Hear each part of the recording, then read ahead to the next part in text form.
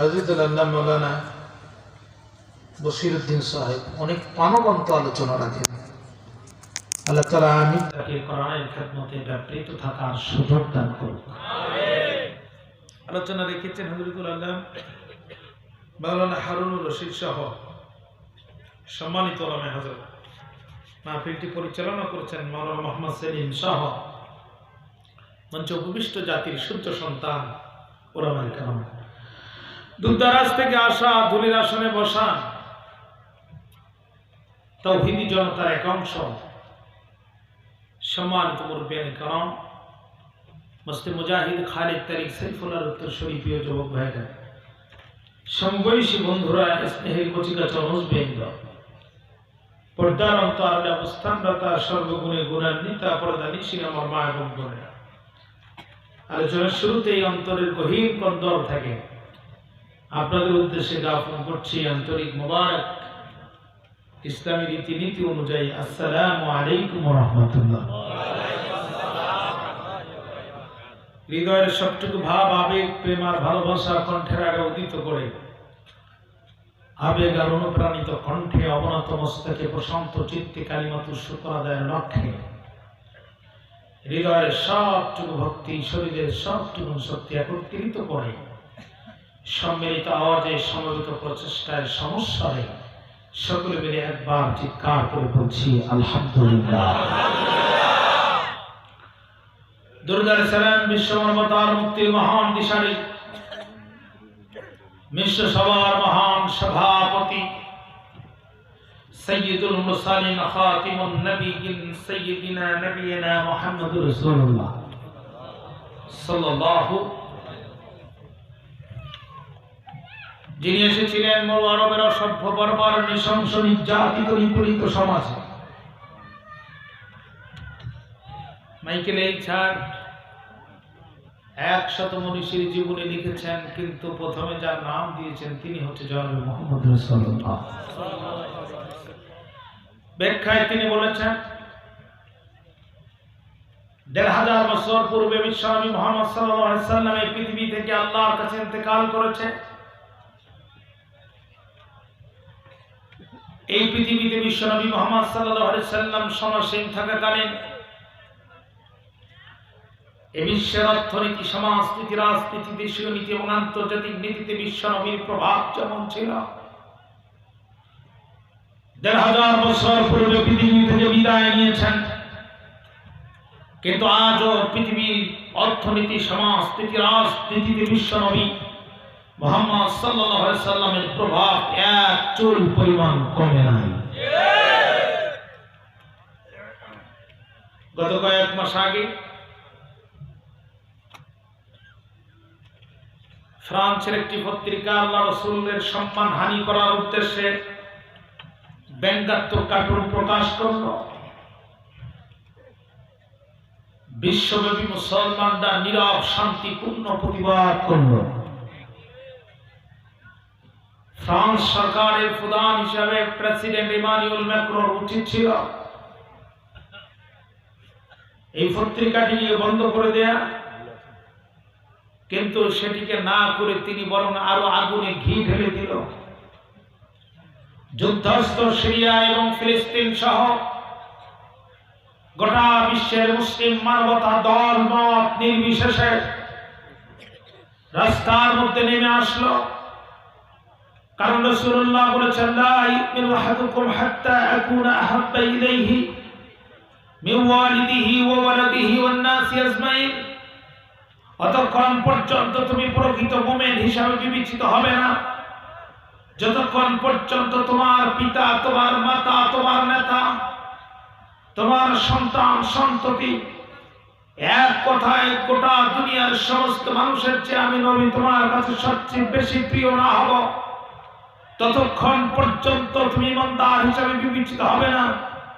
বাংলাদেশের আপামর তাওহীদি জনতা শহর, নগর, বন্দর, গ্রামের ইউনিয়ন পরিষদ থেকে শুরু করে রাজধানী পর্যন্ত নীরব শান্ত শিষ্ট প্রতিবাদের মাধ্যমে প্রমাণ করে দিয়েছে, আল্লাহর নবীর চরিত্রে যদি আঘাত দেওয়া হয় এবং বিশ্ব নবীর সম্মানে সেই আঘাতের প্রতিবাদ করতে যে আমাদের দেহের রক্তগুলো যদি উৎসর্গ করে দিতে হয়, বাংলার তৌহিদি জনতা বিন্দুমাত্র কার্পণ্য করবে না।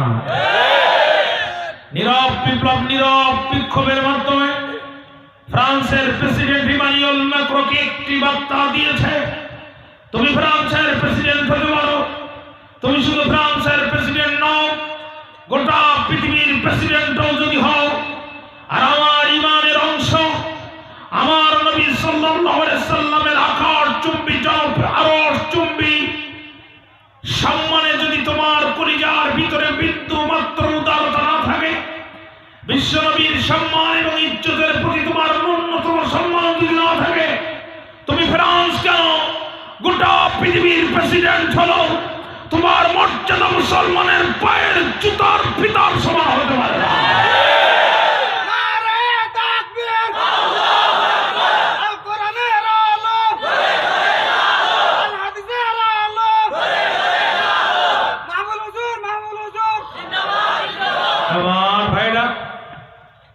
আমরা আমাদের নবীজির প্রতি আরো একবার দরুদ আর সালাম পেশ করছি, সকলে মিলে বলছি সাল্লাল্লাহু আলাইহি ওয়াসাল্লাম। আমি ভূমিকা ছাড়াই সরাসরি কথা শুরু করতে চাই, যদি আপনাদের অনুমতি পাই। আপনারা কি রাজি আছেন? ভাই, তেলাওয়াত করেছি কোরআনুল কারীমের 12 নম্বর পারা, 12 নম্বর সূরা, সূরা ইউসুফের ৪র্থ নম্বর আয়াতে কারিমা। ১১১টি আয়াত আছে সূরাটির মধ্যে, 12টি রুকু দিয়ে সাজানো।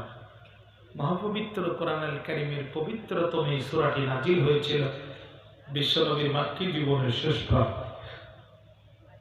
কোরআনের দাওয়াত দেওয়ার কারণে কাফিরদের পক্ষ থেকে জুলুম এবং নির্যাতনের স্টিম রুলার আল্লাহ রাসূলের দিকে ধাবিত হচ্ছিল। যখন এই সূরাটি নাজিল হয়েছে, ঠিক তখন সূরাটির নাজিল সম্পর্কে প্রসিদ্ধ তাফসীরগুলোতে একাধিক বক্তব্য এসেছে।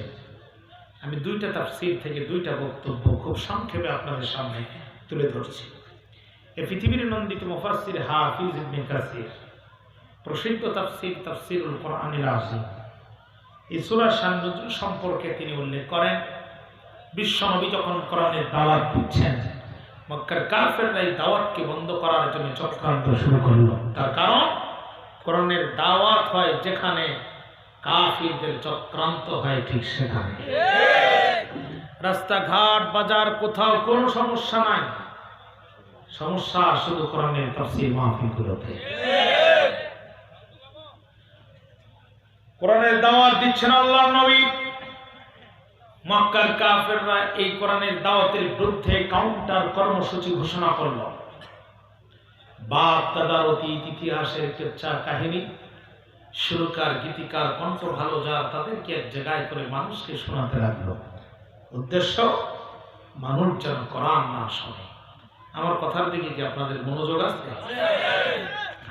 ঠিক সেই মুহূর্তে বিশ্বনবীর সাহাবারা আল্লাহ রাসূলের কাছে এসে বলছে, ইয়া রাসূলুল্লাহ, তারা যদি তাদের পূর্বপুরুষের অতীত ইতিহাসের গল্প শুনতে পারে, আমাদের পূর্বপুরুষের অতীত ইতিহাস অত্যন্ত গৌরবোজ্জ্বল। শিরকের আখড়ায় কিভাবে আগুন জ্বালিয়ে আপনার পূর্বের পয়গম্বররা একাত্মবাদ এই জমিনে প্রতিষ্ঠিত করেছিলেন, এমন একটি চমকপ্রদ গল্প আপনি নবীজি বলবেন, আমরা আপনার সাথীরা আপনার চতুর্দিকে বসে সেই গল্প শ্রবণ করব। একটিবার কল্পনা করতে পারেন, আল্লাহ রাসূল যদি আপনাদেরকে একটি গল্প নিজে বলে শোনাতেন, কত চমৎকার হতে পারত সেই গল্প। সুবহানাল্লাহ। এটাতে চিনি আছে, আমি বলছি চিনি ছাড়া এক কথা কয়বার বলা যায় কি ভাই আমার?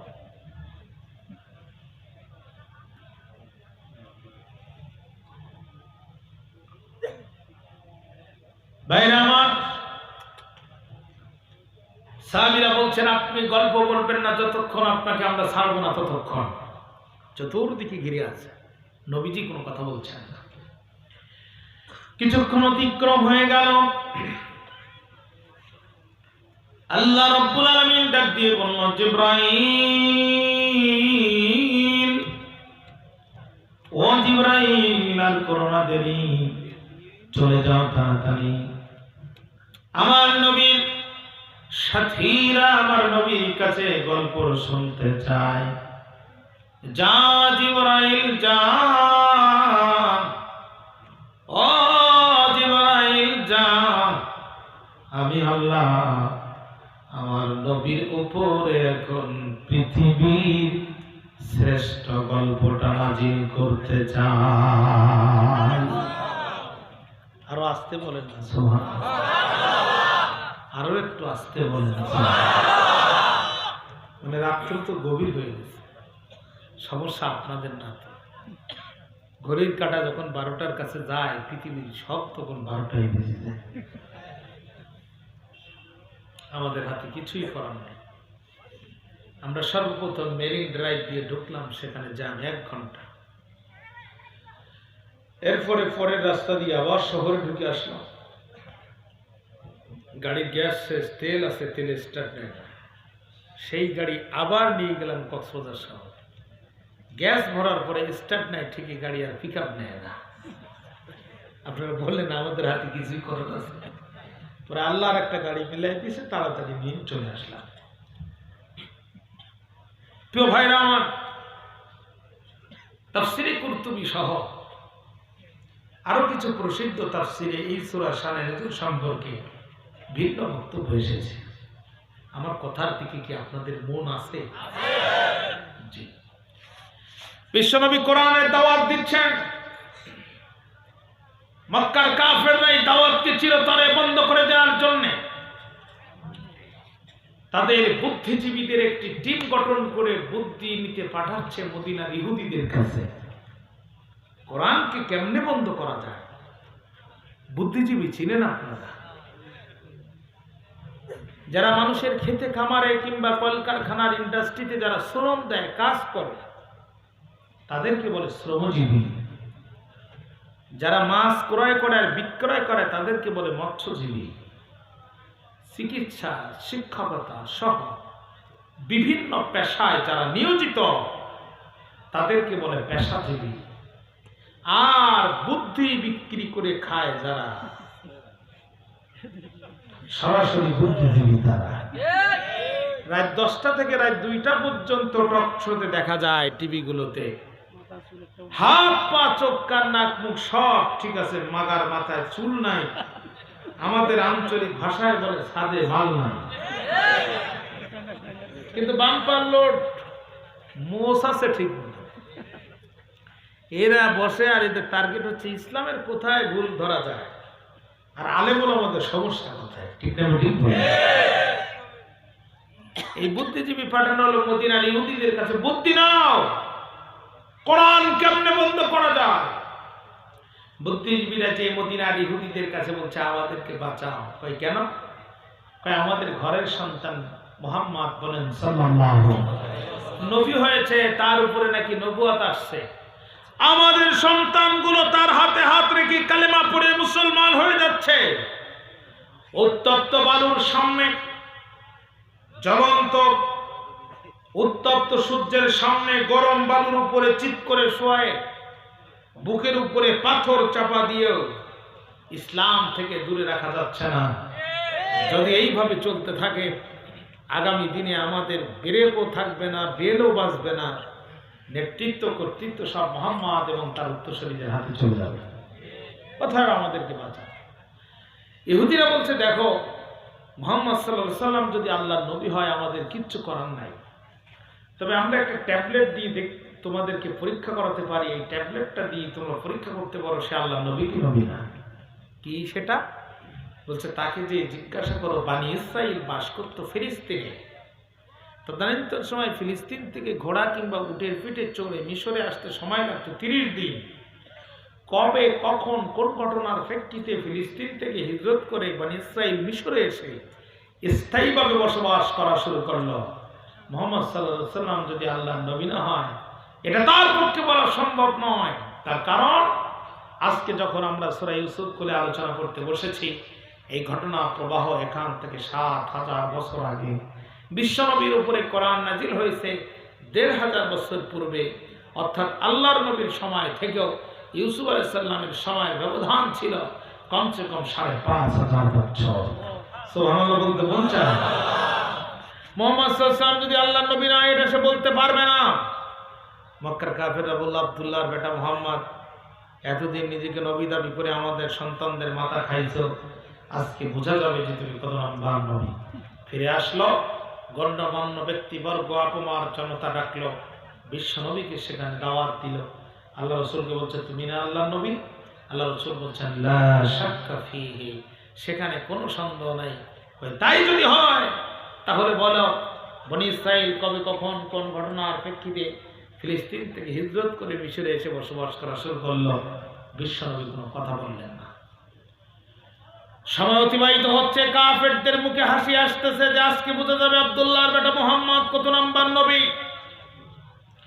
রাসূলুল্লাহর সাহাবীদের মুখগুলো অন্ধকার হয়ে যাচ্ছে, কি ব্যাপার, আমাদের নবী তো সত্য নবী, তাহলে উনি কথা বলছেন না কেন? আল্লাহ রাব্বুল আলামিন ডাক দিয়ে বলেন, জিবরাইল, ও জিবরাইল, আর করোনা দেরি, চলে যাও তাড়াতাড়ি। মক্কার কাফেররা আমার নবীকে প্রশ্ন করে অপমান করতে চায়।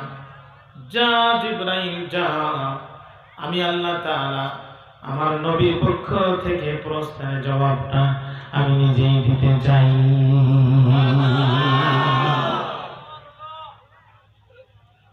ভাইরা আমার, জিবরিল আমিন সূরা ইউসুফ নিয়ে আসলেন। বিশ্ব নবী জনাবে মুহাম্মদ রাসূলুল্লাহ সাল্লাল্লাহু আলাইহি সাল্লাম উপস্থিত জনতার সামনে যখন সূরা ইউসুফের তেলাওয়াত করেছেন, আল্লামা বাইহাকি আল-দালাইল নামক গ্রন্থে লিখতেছেন, ইহুদিরা তাদের একটি গোপন টিম পাঠালেন আল্লাহর নবী এই প্রশ্নের জবাব দিতে পারে কিনা দেখার জন্য। জান্নাতি নবী আর কণ্ঠ দিয়ে যখন কোরআন তেলাওয়াত করা শুরু করে দিয়েছেন, সূরা ইউসুফের মনোমুগ্ধকর ধারাভাষ্যে মোহিত হয়ে ইহুদিদের একটি অংশ ধর্মের মুখে লাতিন কালেমা পড়ে ইসলাম গ্রহণ করল। আমি খুবই সংক্ষিপ্ত সময় এই সূরার পরিচিতি এবং শানের নজর। এখানে কি হয়, ওই যে ওখানে বন্ধ করে তো যাও তো, এইটা কি এই সব বন্ধ করে দাও,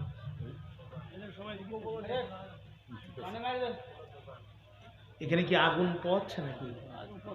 মাশাআল্লাহ, খুব ভালো কাজ।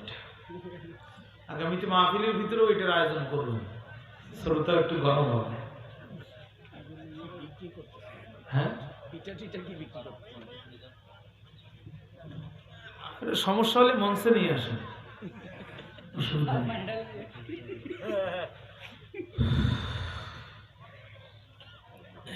এখন আপনাদের অনুমতি যদি পাই, আমি মুক্তাসার কিছু আলোচনা করার জন্য ভিতরে প্রবেশ করতে চাই। আপনারা কি রাজি আছেন নাকি ঘুম আসে আপনাদের? তাহলে আমার সাথে তেলাওয়াত করেন, আউযু বিল্লাহি মিনাশ শাইতানির রাজীম, বিসমিল্লাহির রাহমানির রাহিম। إذ قال يوسف لأبيه يا أبت إني رأيت 11 كوكبا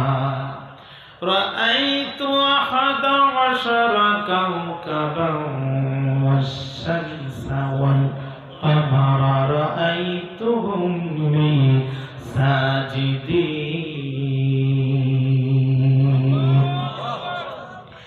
قال يا بني لا تقصص رؤياك على إخوتك فيكيدوا لك كيدا إن الشيطان للإنسان عدو مبين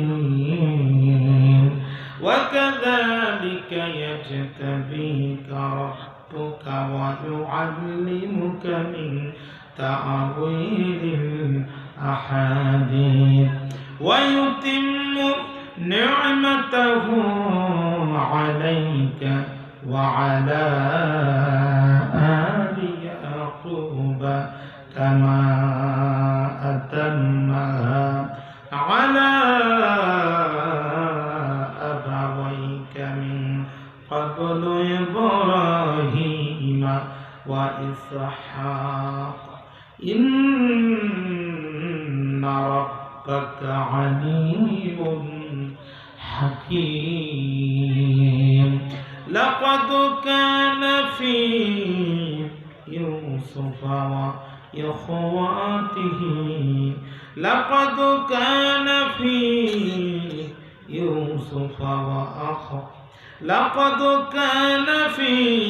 يوسف وإخواته آيات للسائلين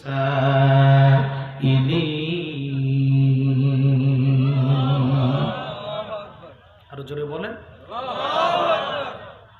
When the Yusuf alayhi salam told to his father, "Oh my dear father, I have seen that the living stars, including the sun and the moon, protested me in my dream." বাবা আমি স্বপ্নে দেখেছি 11টি নক্ষত্র, চন্দ্র এবং সূর্য আমাকে সিজদা করছে। সুবহানাল্লাহ। বিশ্বনবী কাফেরদের প্রশ্নের জবাব দিচ্ছেন অথবা তার সাহাবীদেরকে গল্প শোনাচ্ছেন।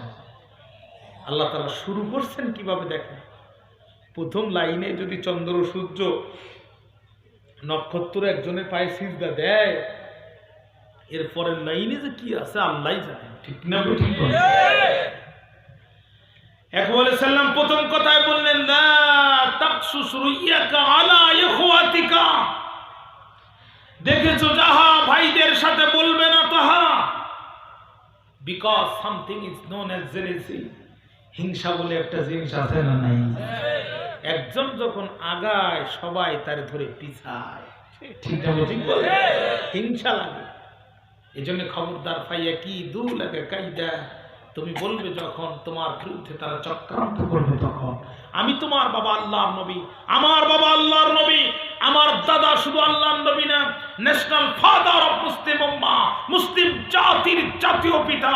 এই দীর্ঘ প্রাপ্ত নবুয়তের সঞ্চিত অভিজ্ঞতার আলোকে আমি তোমার বাবা, তোমার সম্পর্কে কয়েকটি মন্তব্য করব। তার মধ্যে 1 নাম্বার, ওয়াকাযালিকা ইয়াজতাবিকা রাব্বুকা, তুমি স্বপ্ন দেখেছো কিভাবে তোমার প্রভু তোমাকে কবুল করবেন ঠিক সেভাবে। 2 নাম্বার, ওয়া ইউআল্লিমুকা মিন তা'ওয়িলিল হাদিস, তোমার সিনার ভিতরে এমন জ্ঞান আল্লাহ দান করবেন, পৃথিবীর যত মানুষ যত জটিল এবং কঠিন স্বপ্ন দেখবে তুমি তার ব্যাখ্যা বলে দিতে পারবে। 3 নাম্বার, ওয়া ইউতিম্মু নি'মাতাহু আলাইক, আল্লাহ তার নিয়ামত দিয়ে তোমাকে ভরপুর করে দেবেন। তার মানে তুমি যে আমার পরে নবী হবে আমার বুঝতে মোটে বাকি রইল না। তবে খবরদার, দেখেছো যাহা ভাইদের সাথে বলবে না তাহা।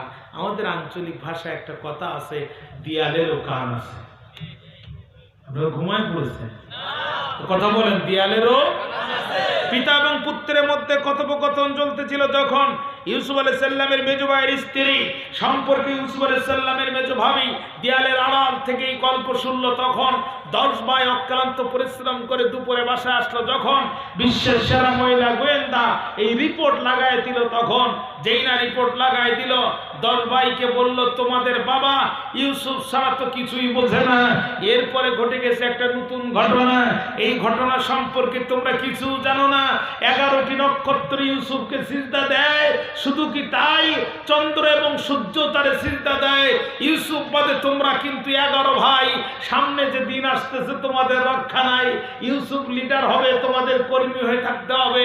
10 ভাই আর দেরি করলো না, এই রিপোর্ট পেল যখনই মিটিং শুরু করে দিল, তখনই ইউসুফের বিরুদ্ধে আর কাল বিলম্ব করা যাবে না, সিদ্ধান্ত নিতে হবে ইউসুফকে কেমনে থামানো যায়। এখন কারোর বিরুদ্ধে যদি সিদ্ধান্ত নিতে হয় তাহলে তার প্রিভিয়াস রেকর্ডটা একটু উন্মোচন করার দরকার আছে কিনা ভাই। অতীতে সে কি করেছিল একটু দেখতে হবে।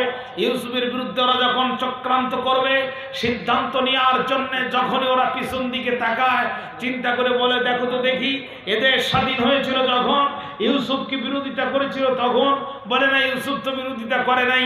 বা এদেশের মানুষের ঘর বাড়ি জ্বলেছিল যখন ইউসুফকে জ্বালায় দিয়েছিল, তখন কয় না ইউসুফ তো কারোর বাড়িতে আগুন জ্বালায় নাই। তাহলে প্রমাণ হয় ইউসুফ দেশদ্রোহীও নয়, ইউসুফ মানবতা বিরোধীও নয়।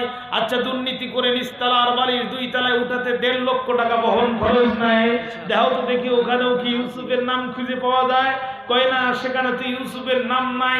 30 টাকার পেঁয়াজ সিন্ডিকেট করে 300 টাকা বাড়ায়, দেখো তো দেখি ওখানে ইউসুফের নাম আছে কিনা। কয় না, সেখানেও তো ইউসুফের নাম নাই। কয় তাই যদি হয় তাহলে দেখো তো কেসুনো ব্যবসা যারা করেছে সেখানেও কি এত চমৎকার মানুষের নাম তো থাকতেই পারে না। তাহলে যে ইউসুফ টেন্ডারবাজি করে, চাঁদাবাজি করে না, সন্ত্রাসী করে না, নৈরাজ্য করে না, পৃথিবীর কোন অপরাধের ধারের কাছেও যার নাম কল্পনাও করা যায় না, এমন পুত পবিত্র চরিত্রবান মানুষের বিরুদ্ধে তোমরা সিদ্ধান্ত নিবা কেমন করে? ভাইরা তখন বলতে, শোনো, ইউসুফ তথাকথিত কোনো অপরাধ করে নাই, কিন্তু ইউসুফ এবং তার ভাই বিনিয়ামিনের একটা অপরাধ আছে। সেটা হচ্ছে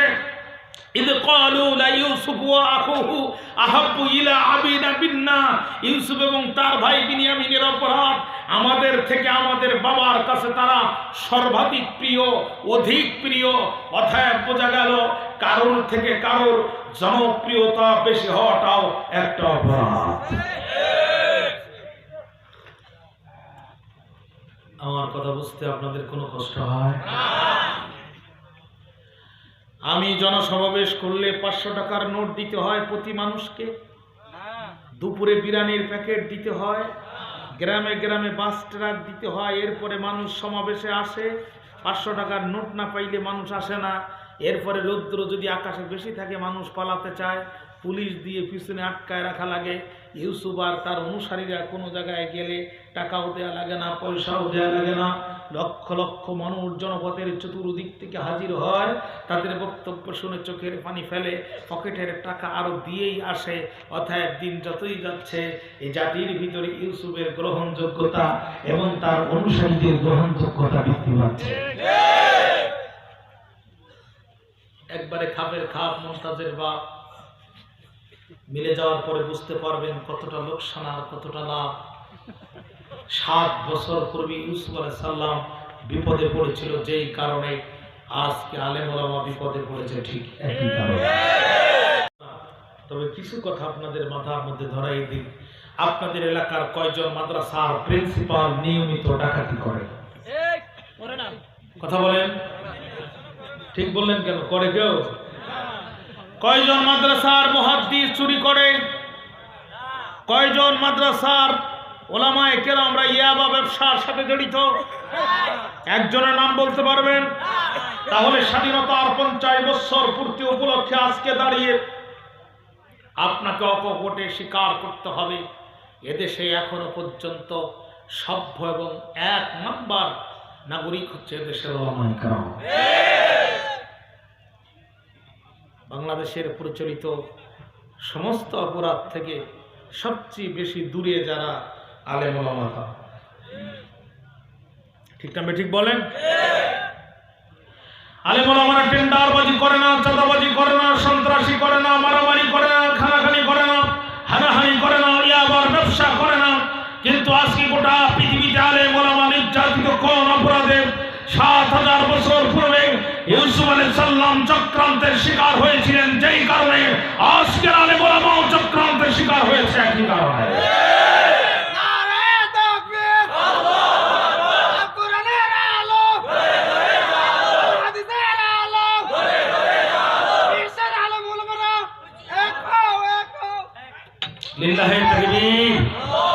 আমার দিকে তাকান।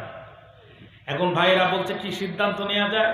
বলছে কোনো কথা না, উকতুলু ইউসুফা, ডাইরেক্ট হত্যা করো। তার মানে বাংলাদেশ অনুযায়ী কুরাস ফায়ার দিয়ে দাও। কি দিয়ে দাও? কুরাস ফায়ার দিয়ে দাও। আবুইতে রাহুহু আরদা, অথবা দূরে কোথাও ফেলে দাও, তার মানে গুম করে ফেলো। আমি মিশরে যে শুনলাম আফ্রিকার মানুষেরা খুন করতে জানতো না, খুন করতে জানতো কিন্তু গুম করতে জানতো না।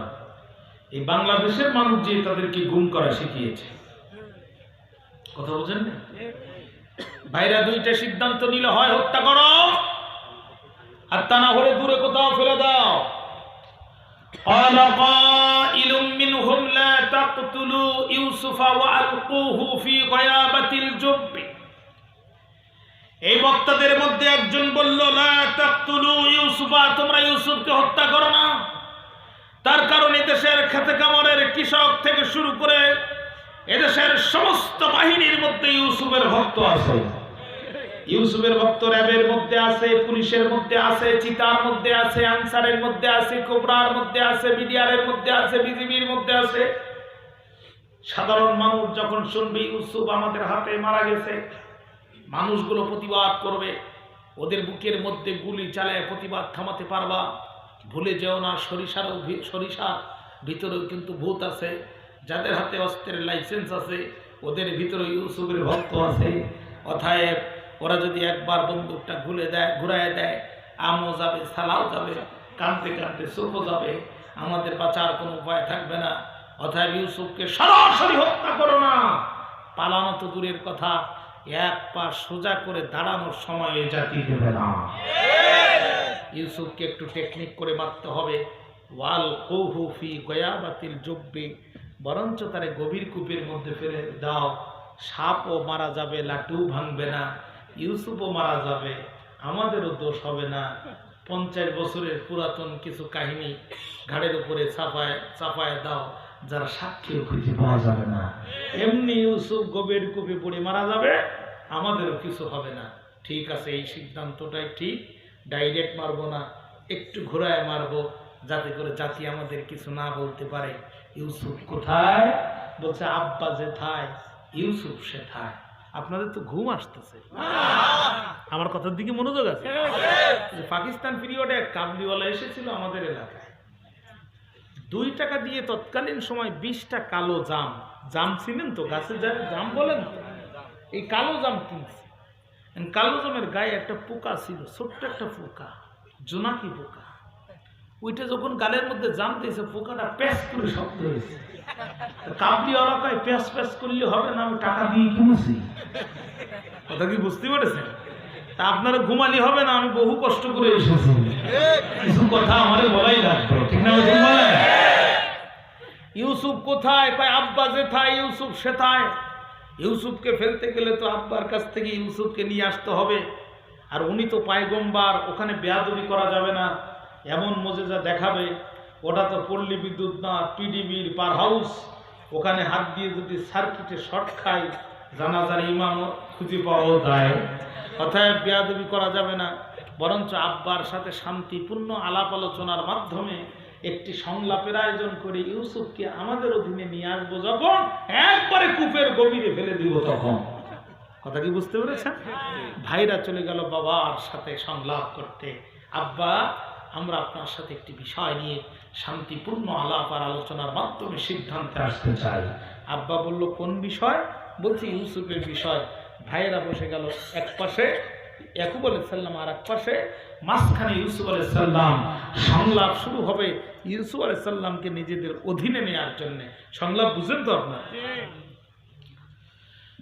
ভাইরা আমার, সেই সংলাপে ভাইরা কি আলোচনা করেছিল, ভাইরা সর্বপ্রথম কি বক্তব্য দিয়েছিল, আল্লাহ পাক কোরআনে বলছেন, আমার সাথে তেলাওয়াত করেন। আউযু বিল্লাহি মিনাশ শাইতানির রাজীম। বিসমিল্লাহির রাহমানির রাহিম। ইয ক্বালু,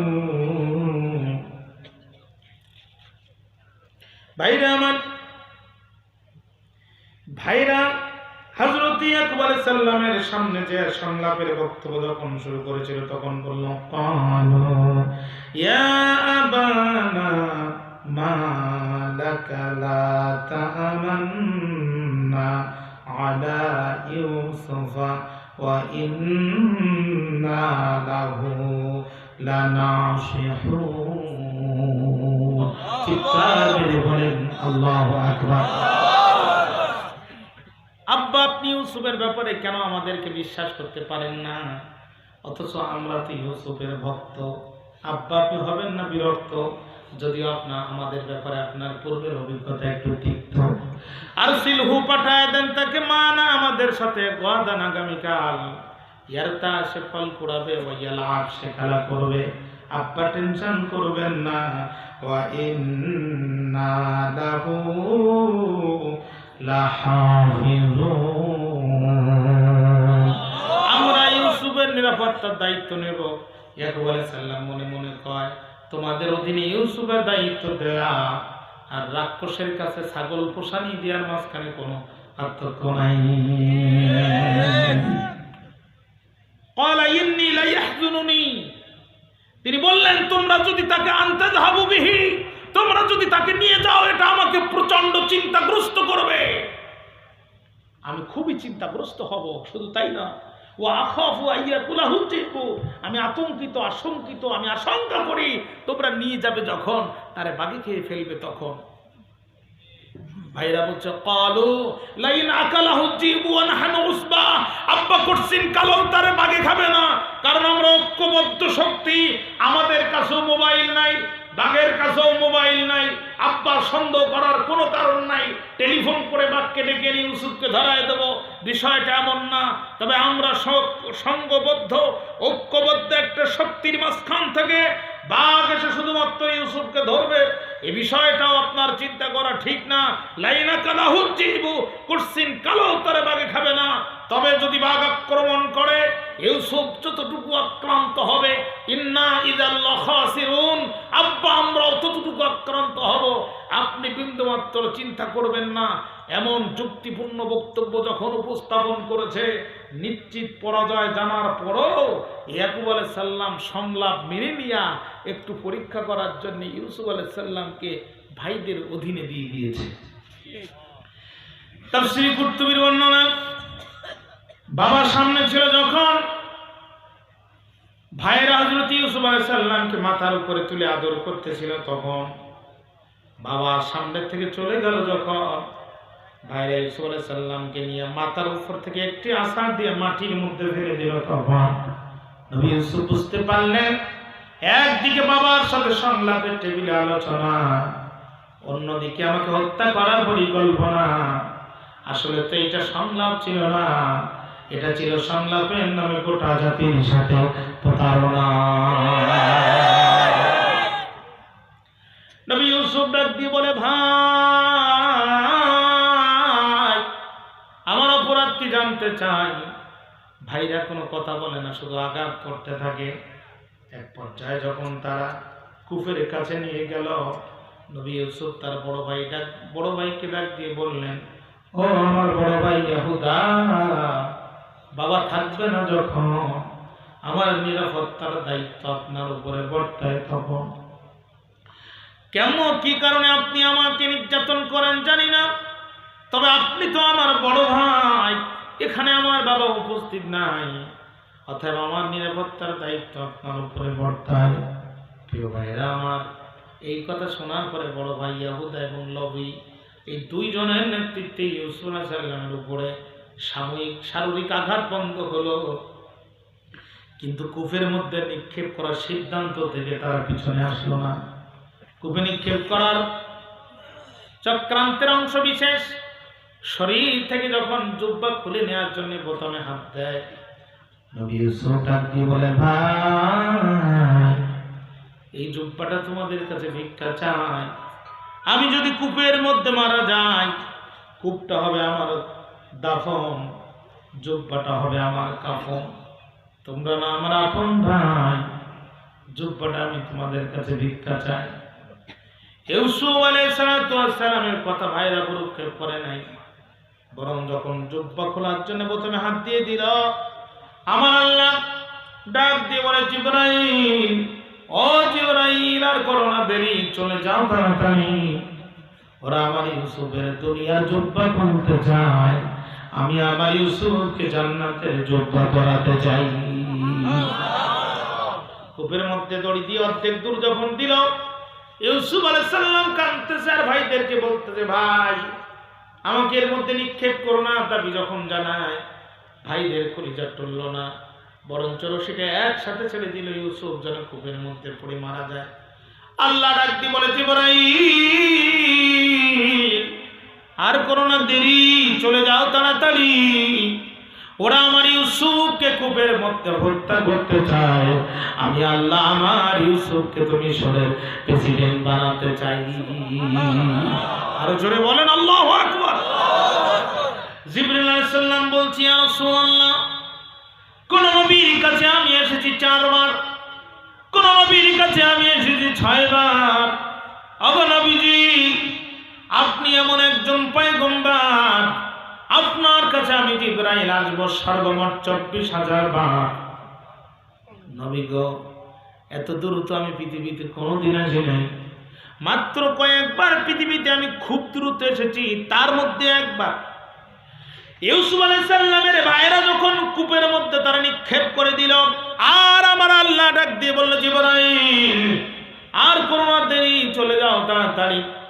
1 মাইক্রো সেকেন্ডের 1,00,000 কোটি গুণ কম সময়ে আমি জিবরাইল কূপের মধ্যে হাজির হয়ে গেলাম। মা যেমন তার সন্তানকে কোলে তুলে নেয়, ইউসুফ আলাইহিস সালামকে জিবরাইল আমিন কোলে তুলে নিল। আরো জোরে বলেন। আমি বিশ্বাস করে দিব না, আপনাদের তো ঘুম আসতেছে। রাখে আল্লাহ, মারে কে? মারে আল্লাহ, রাখে কে? আল্লাহ যদি মারে পৃথিবীর কেউ তারা বাঁচাতে পারে না, আর আল্লাহ যদি রাখে পৃথিবীর কেউ তাদেরকে জমিন থেকে উৎখাত করার ক্ষমতা রাখে না। কূপের মধ্যে জিবরিল আমিন ইউসুফ আলাইহিস সালামকে চোখের পানি মুছায় দেয়, আর ব্যক্তি বলে, ও পয়গম্বর ইউসুফ, আপনার সান্ত্বনা দেওয়ার মতো ভাষা আমি জিবরাইলের নাই, তবে আমি আসমানে দেখে এসেছি আপনার এই করুণ অবস্থার কারণে আসমানে ফেরেশতারা আজকে কান্নাকাটি করতেছে। আপনি কাঁদবেন না, এই দিন নয়, আরো দিন আছে, এই দিন নিয়ে যাবে সেই দিনের কাছে। আজকে যারা আপনাকে চরম নির্যাতন করে কূপের গভীরে নিক্ষেপ করেছে, এমন একদিন আসবে যারা মাথা নিচু করে আপনার কাছে ক্ষমা চাইতে বাধ্য হবে।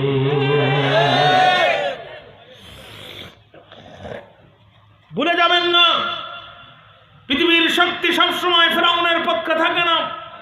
কোন কোন সময় পৃথিবীর শক্তি কিন্তু মূসা আলাইহিস সালামের পক্ষে ঘুরে যায়। পৃথিবীর শক্তি সব সময় কিন্তু নমরুদের পক্ষে থাকে না। কোন কোন সময় আগুনের পক্ষেও আগুনের ভিতরে ইব্রাহিম আলাইহিস সালামের দিকে ঘুরে যায়। পৃথিবীর শক্তি কিন্তু সবসময় আবু জেহেলের পক্ষে থাকে না, বিশ্বনবী মুহাম্মদ সাল্লাল্লাহু আলাইহি সাল্লামের পক্ষে এসে যায়।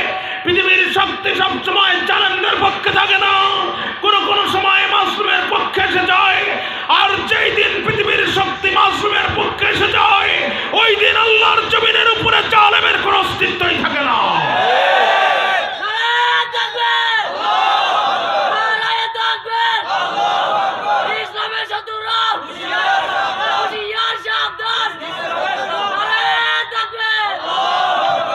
আমার ভাইরা, এই জন্য কামচুমায় পয়েন্ট আমি আপনাদের সামনে কথা বলি রে। ইউসুফ আলাইহিস সালামকে ফেলে রেখে আসলো, 2 জন করে ভাই ডিউটি দিল যাতে ইউসুফ কূপ থেকে উঠে পালাতে না পারে। আর যে জুব্বাটা খুলছিল, বকরি একটা জবাই করে এই জুব্বার ভিতরে লাগায়া কান্নার ভান করে এই 10 দলীয় ঐক্য জোট সন্ধ্যাবেলা কানতে কানতে বাবা ইয়াকুব আলাইহিস সালামের কাছে ফিরে আসবে। ওয়াজাউ আবাহুম ইশাআ ইয়াবকুন, সন্ধ্যাবেলা কাঁদতে কাঁদতে ফিরে আসছে, এসে আব্বাকে বলছে, ইয়া আবানা, হে আমাদের বাবা, ইন্না যাহাবনা নাস্তাবিক, আমরা গিয়েছিলাম দৌড় প্রতিযোগিতায়, ও তারাকনা, রেখে গিয়েছিলাম আমরা ইউসুফকে ইনদামা দাইনা, আমাদের মালপত্রের কাছে, ফাআকালাহু যিবু, অতএব যা হওয়ার তাই হলো, বাঘ আসলো আর ইউসুফকে খেয়ে ফেললো। ওয়ামা আনতা বিমুমিনিন লানা, হে আমাদের বাবা, যদিও আপনি আমাদের ব্যাপারে বিশ্বাসী নন, আমাদের কথাবার্তা বিশ্বাস করেন না, ওয়ালাউ কুননা সাদিকিন, অথচ আমরা সত্যবাদী। আল্লাহ রাব্বুল আলামিন এরপর বলছেন, এই কথা বলার পরে, ওয়াজাউ আলা কামিসিহি বিদামিন কাযিবিন, তারা ওই যে জুব্বার মধ্যে রক্ত লাগাইছিল, মিথ্যা রক্তটা দেখে বলে, বাবা এই যে দেখেন আপনার ইউসুফকে বাঘে খেয়েছে, আপনি যদিও ওমা আনতা বিমুমিনিন লানা, ওমা আনতা বিমুমিনিন লানা, যদিও আপনি আমাদেরকে বিশ্বাস করেন না, এজন্য সাক্ষী প্রমাণ আমরা নিয়ে এসেছি বাবা, কষ্ট করে ইউসুফের জুব্বাটাও ম্যানেজ করে নিয়ে আসছি, এই যে দেখেন জুব্বায় রক্ত লেগে আছে, এখন তো আর আপনি অস্বীকার করতে পারবেন না, আপনারা বলেন জুব্বায় যে রক্ত লাগিয়েছিল এটা সত্য রক্ত না মিথ্যা রক্ত? বিদামিন কাযিবিন, কোরআন বলছে এটা মিথ্যা রক্ত। আজকে আলেমুন আমাদের শরীরের মধ্যে যে রক্তের দাগ দেওয়া হয়, আল্লাহর কসম করে বলছি এগুলো সত্য রক্তের দাগ নয়, সব মিথ্যা রক্তের দাগ। ঠিক না? আল্লাহর কোরআন বলছে বিদামিন কাদিবিন, এগুলো সব মিথ্যা রক্তের দাগ দিয়ে বলছে আব্বা এই যে দেখেন আপনার ছেলের জুব্বা। একবার সাল্লাম মনে মনে কয়, হারে এত উন্নত প্রশিক্ষণ প্রাপ্ত বাঘ আমার ইউসুফ খেয়েছে, মানুষ খেয়েছে, রক্ত জুব্বায় লেগে আছে, কিন্তু আঘাত লাগে নাই, মানে জুব্বা ছেড়ে নাই। কিন্তু যেন তেন বাঘ না, এ তো বিদেশ থেকে উন্নত প্রশিক্ষণ প্রাপ্ত বাঘ। এ বাঘ তো ধরতেও জানে, খাইতেও জানে। কথা বুঝেন নাই? এ তো সাধারণ বাঘ না, এ তো মানুষ খাওয়া বাঘ। এ তো ধরতেও জানে, খাইতেও জানে। ফাসাবরুন জামিল, এই অবস্থায় আমি সবরে জামিল ইখতিয়ার করলাম। আমার ইউসুফকে আমি আল্লাহর নিরাপত্তার হাতে তুলে দিলাম। যেখানে বাঘের ভয় ঠিক সেখানে রাত হয়। ব্যবসায়ীরা সিরিয়া থেকে বর্ডার ক্রস করে মিশরে যাচ্ছিল, যখন পানি পিপাসা লাগলো তখন পানি নেওয়ার জন্য পাত্র কূপের মধ্যে ঢুকায় দেয়। আল্লাহর ফেরেশতা জিবরাইল ইউসুফ আলাইহিস সালামকে সেই পাত্রের ভিতরে উঠায় দেয়। পানির পাত্র যখন উঠাচ্ছে, আর যখন পাত্রটা নিকটে এসে গেছে, ইউসুফ আলাইহিস সালামের চেহারার দিকে তারা তাকিয়েছে। মনে হচ্ছে যা পূর্ণিমা রবি শশীর চাঁদ উঠে আসতেছে। মিরাজের রজনী থেকে ফিরে আম্মা আয়েশার সাথে বিশ্বনবী গল্প করলেন আর বললেন, আয়েশা রে, মিরাজের রাতে আল্লাহ তাআলা আমাকে জান্নাত দেখিয়েছে, জাহান্নাম দেখিয়েছে।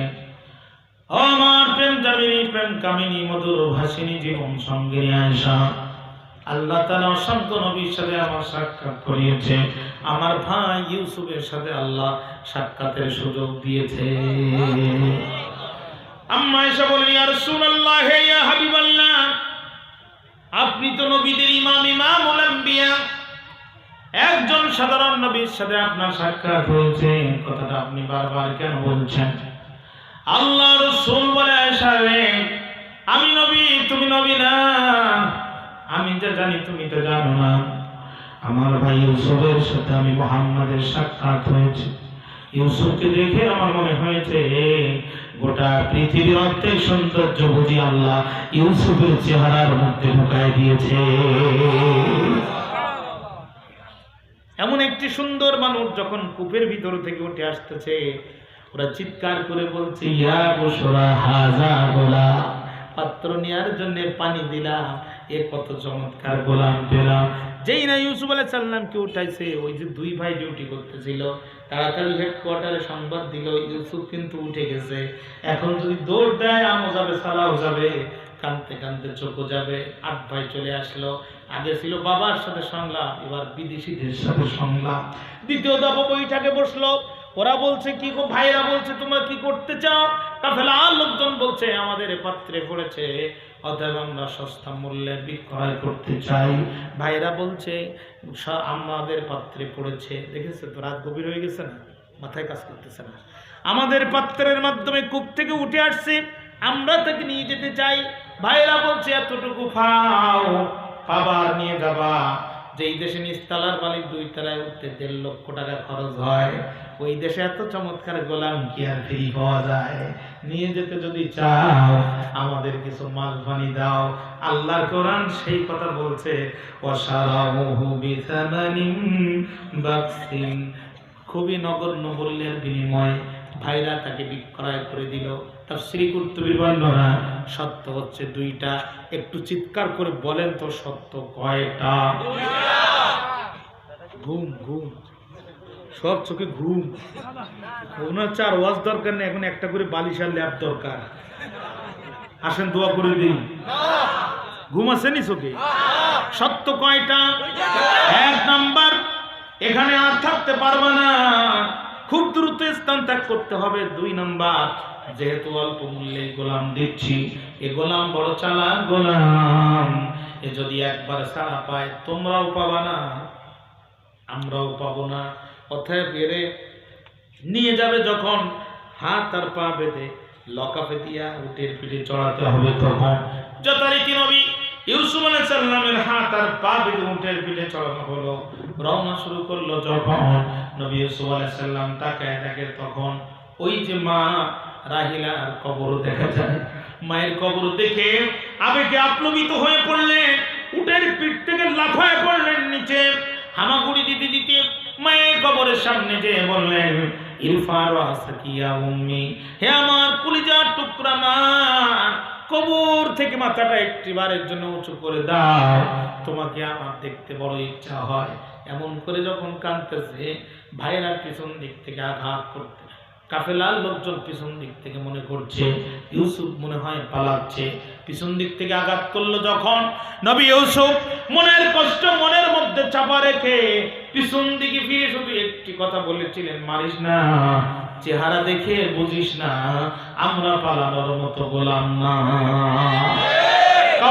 Many times before their death, the valiant never taste of their buttons. পুরুষেরা মৃত্যুর পূর্বে অনেকবার মরে, কিন্তু এক পিতার রক্তে যে মধ্যে মুমিন জন্মগ্রহণ করে, মৃত্যুর স্বাদ তারা জীবনে একবারই বরণ করে। আমরা মুসলিম, আমরা চির সংগ্রামী, আমরা চির রণবীর। আল্লাহর কাছে ছাড়া পৃথিবীর কোন শক্তির কাছে আমরা মাথা নত করতে পারি না। আমরা সেই মুসলিম জাতি, যে মুসলিম জাতি ভাঙ্গা তরবারি আর অল্প সংখ্যক সৈন্য নিয়ে বদরের প্রান্তরে বিশ্বনবীর নেতৃত্বে লড়াই করে মুসলমানরা বিজয়ের সূর্য ছিনিয়ে এনেছে, কিন্তু পিছন দিক থেকে পলায়ন করে নাই। ফেরাউনের সাথে মুসা আলাইহিস সালাম লড়াই করেছে, আত্মসমর্পণ করে নাই। নমরুদ ইব্রাহিম আলাইহিস সালামকে অগ্নিকুণ্ডে নিক্ষেপ করেছে, কিন্তু তিনি পলায়ন করে নাই।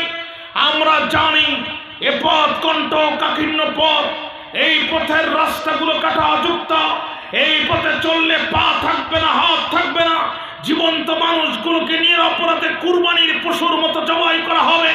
এইটা জানা বোঝার পরেও আমরা আল্লাহু আকবারের স্লোগান মানুষের ঘরে ঘরে পৌঁছাতে চাই, 1 ইঞ্চি জমি বাতিলের কাছে ছেড়ে দিতে চাই না।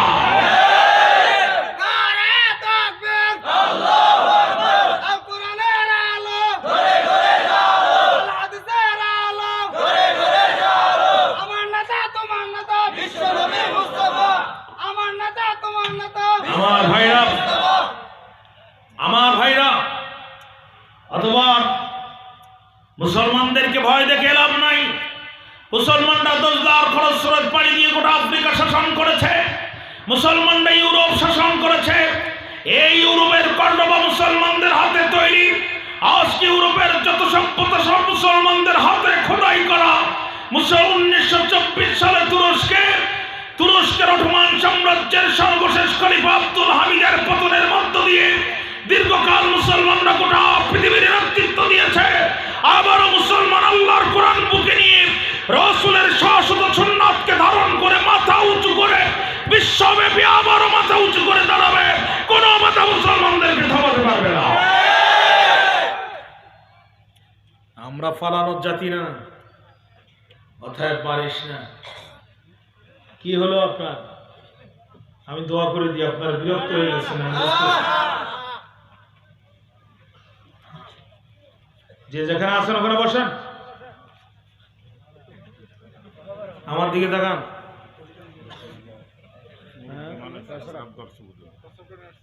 আমি মনে করলাম মনে বিড়ি খাবে, আবার আসিয়েন আপনি। আমি দোয়া করে দিব না কি? আমি মনোযোগ আসেনি আমার দিকে। ইউসুফ আলাইহিস সালাম এই কথা বললেন, কিন্তু আঘাত বন্ধ হলো না।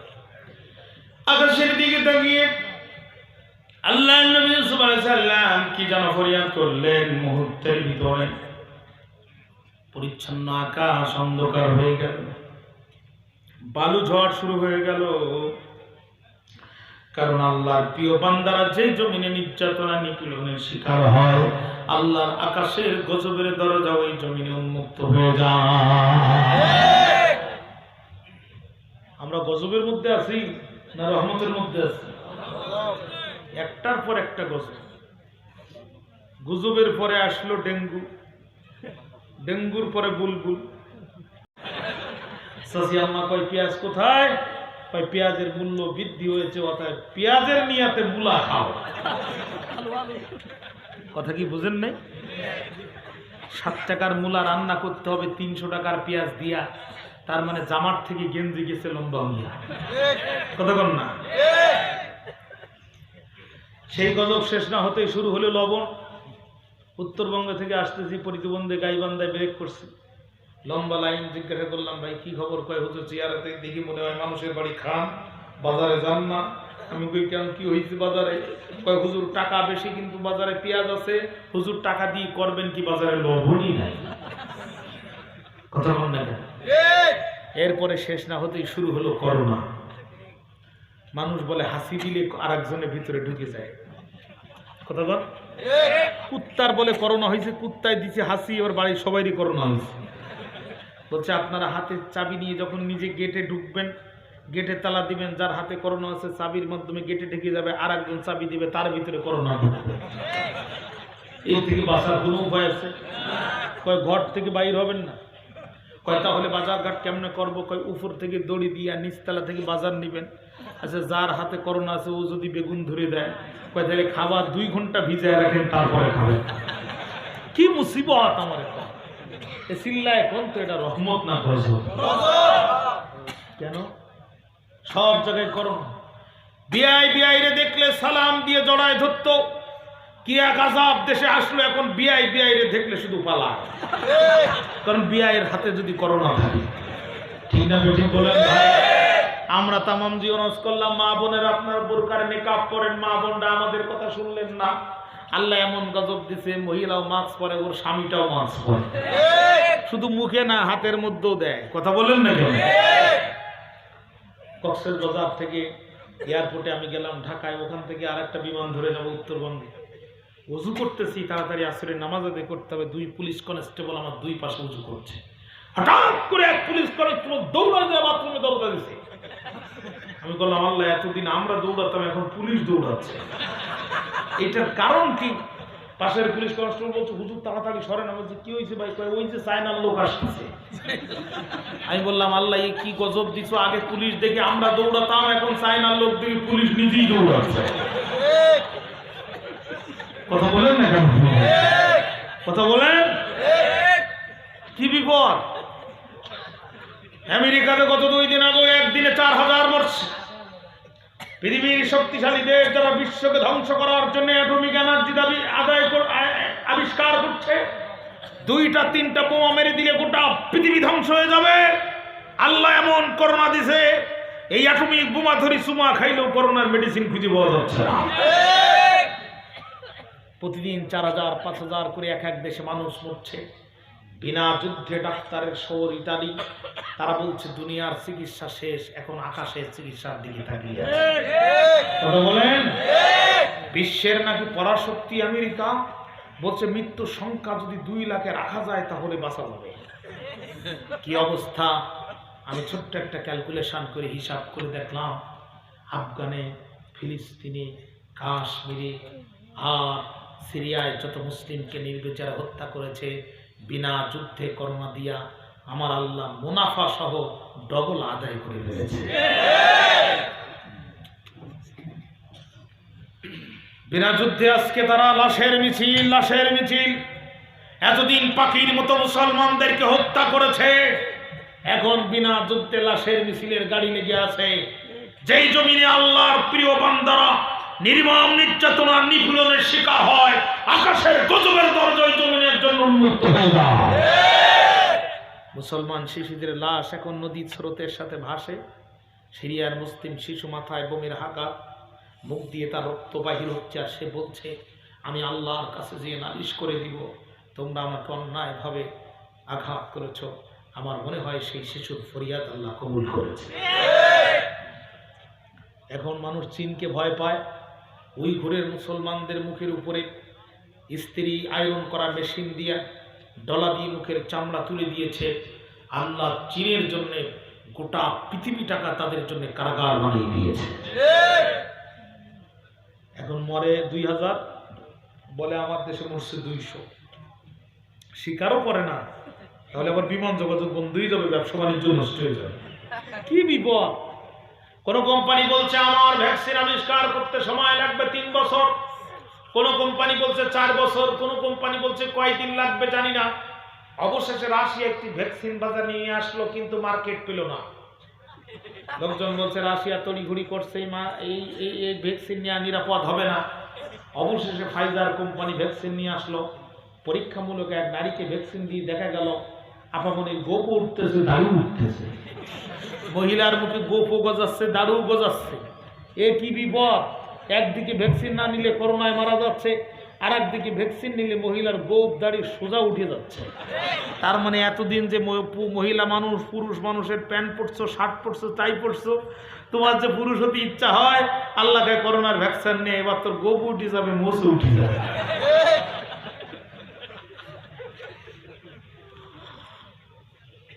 আপনাদের তো ঘুম আসতেছে, মনোযোগ আসেনি আমার দিকে। ঠিক আছে, মহিলার তো লাইন খারাপ, তাহলে একটা পুরুষকে করোনার ভ্যাকসিন প্রয়োগ করো। এক পুরুষকে করোনার ভ্যাকসিন প্রয়োগ করে দেখা গেছে ভাইজানের কণ্ঠ ভাবিজানের মতো হয়ে গেছে। মানে মহিলা এখন, পুরুষ এখন মহিলার কণ্ঠে আওয়াজ দিচ্ছে। আপনি যদি ভাই বলে ডাকেন, ভাবি উত্তর দিবে, আমি বুঝতেই পারবেন না ওটা ভাই উত্তর দিচ্ছে কি ভাবি উত্তর দিচ্ছে। পুরো বেকায়দা অবস্থা। অবশেষে ফাইজার কোম্পানি লিখে দিল, আমাদের এই ভ্যাকসিন নেওয়ার পরে যদি কোনো মহিলার মুখে গোফ আর দাড়ি গজায়, অথবা কোনো পুরুষের কণ্ঠ যদি মহিলার মতো হয়, আমার এই কোম্পানি দায়ী নয়।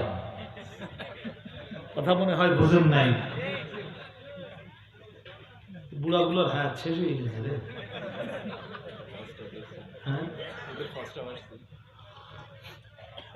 শেষ করে দিয়ে না, মুরব্বীদের কষ্ট হচ্ছে। আর 10-15 মিনিট একটু বসা যাবে না? আপনি মূল বক্তব্যটা তাহলে ঢুকাই দিতে হবে আপনাদের ভিতরে। যাবে? কষ্ট হচ্ছে তো আপনাদের? কিসের কষ্ট? কার বাতাস মুখরিত করে একটা বার তাকবীর দেন, লিল্লাহে তাকবীর।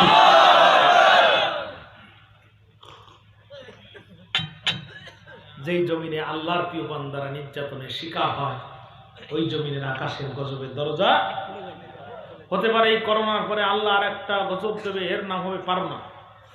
তার নাম কি? পারনা। হতে পারে।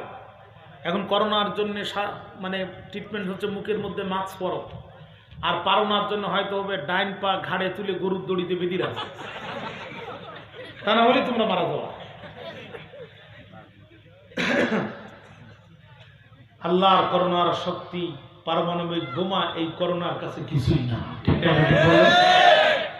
গোটা পৃথিবীর আকাশ পথে বিমান চলবে না, স্থল পথে গাড়ি নৌযান থাকবে না, সাগর মহাসাগরের স্টিমার আর লঞ্চ গুলো বন্ধ থাকবে, পৃথিবীর মদের বার গুলো বন্ধ থাকবে, জেনা বেবিচার প্রস্কটনের দরজায় তালা ঝুলবে, গোটা পৃথিবীর মানুষগুলো জেলখানার মতো ঘরের মধ্যে বন্দী থাকবে। আল্লাহ করোনা দিয়ে প্রমাণ করলো, ক্ষণস্থায়ী ক্ষমতা দিয়ে চিরস্থায়ী ক্ষমতাদার আল্লাহর সাথে পাল্লা দিও না, জানাজাটুকু তোমাদের নসিবে হবে না।